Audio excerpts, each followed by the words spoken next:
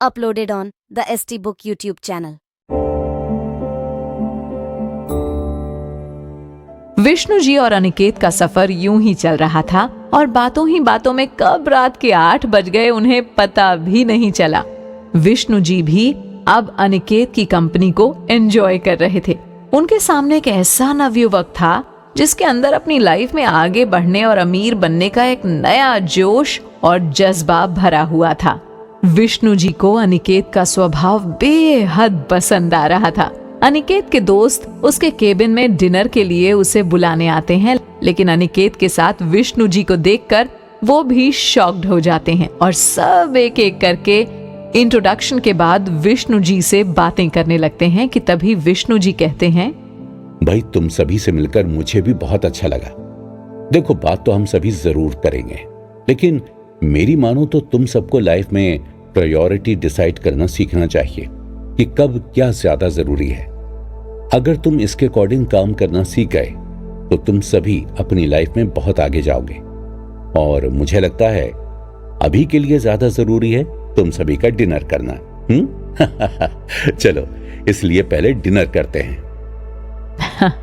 विष्णु जी की बातें सुनकर अनिकेत का एक दोस्त कहता है, सर आपने कहा ना कि हमें प्रायोरिटी डिसाइड करनी चाहिए, तो मुझे लगता है कि डिनर करने से ज्यादा जरूरी हमें आपसे बात करना चाहिए, क्योंकि आप जैसे फाइनेंशियल एडवाइजर की एडवाइस बड़ी ही मुश्किल से मिलती है। खाने का क्या है, ये तो हम रोज ही करते हैं, लेकिन आपसे मुलाकात रोज नहीं हो सकती। उस लड़के की बात सुनकर विष्णु जी मुस्कुराते हुए उसे कहते हैं, हाँ तुम्हारी ये बात भी ठीक है।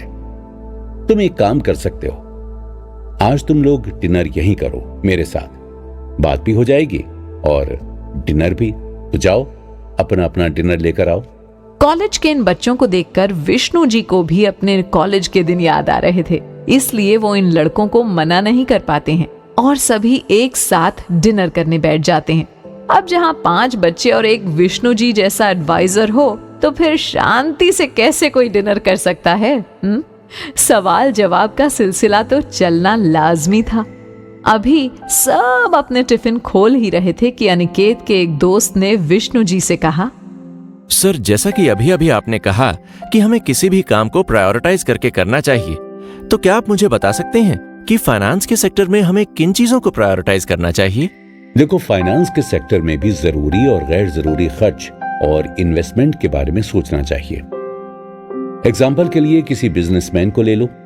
उन्हें पता होता है कि पैसे को कहाँ इन्वेस्ट करना है और कहाँ नहीं करना है, यानी किस चीज में इन्वेस्टमेंट करना सबसे पहले जरूरी है और कहाँ हम बाद में इन्वेस्ट कर सकते हैं। लेकिन जॉब में ऐसा नहीं होता।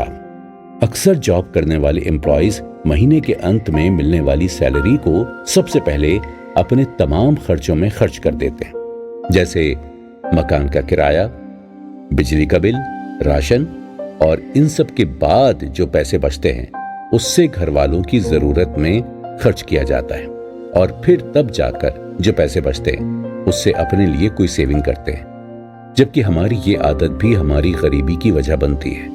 पैसे को खर्च करने का भी एक प्रॉपर तरीका होना चाहिए। हमें मालूम होना चाहिए कि हमें सबसे पहले किस चीज में पैसे खर्च करने हैं। विष्णु जी की ये बात सुनकर वो सभी दोस्त थोड़ी देर खामोश से थे। फिर अनिकेत ने अपनी चुप्पी तोड़ते हुए कहा, लेकिन सर मेरी समझ में एक बात नहीं आई।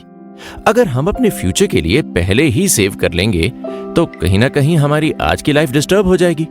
तो ऐसे में हमें क्या करना चाहिए? मैंने ये नहीं कहा कि अपनी सारी पूंजी सेविंग में लगा दो।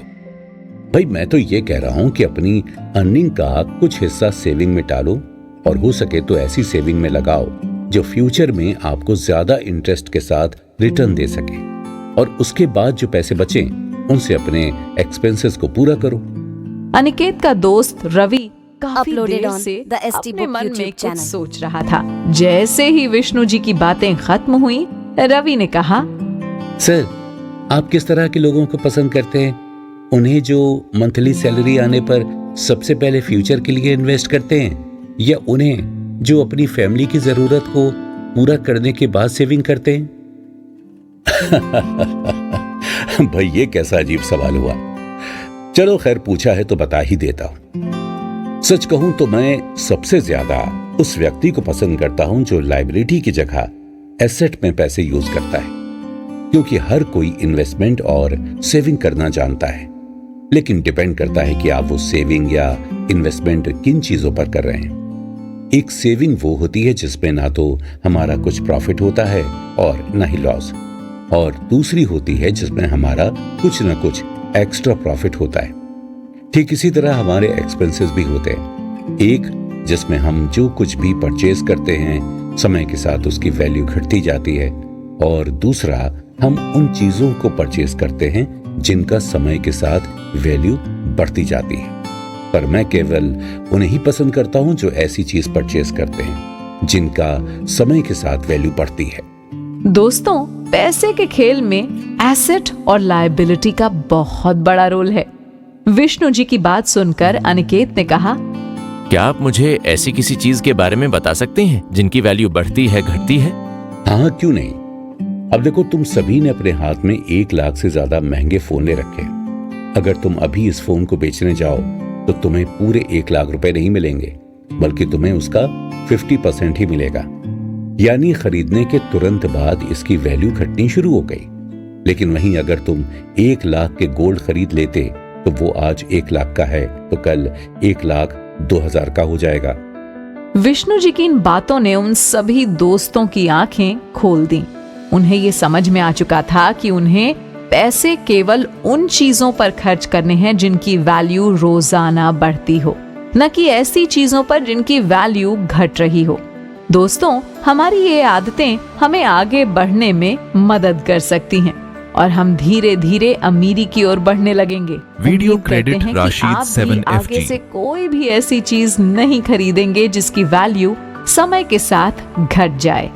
दोस्तों का ये सफर और भी ज्यादा मजेदार हो चला था, क्योंकि बात करने के लिए उनके साथ एक फाइनेंशियल एडवाइजर भी मौजूद था। तो बस नई युवा के नए नए सवाल इस पूरे सफर को और भी ज्यादा मजेदार बनाए जा रहे थे।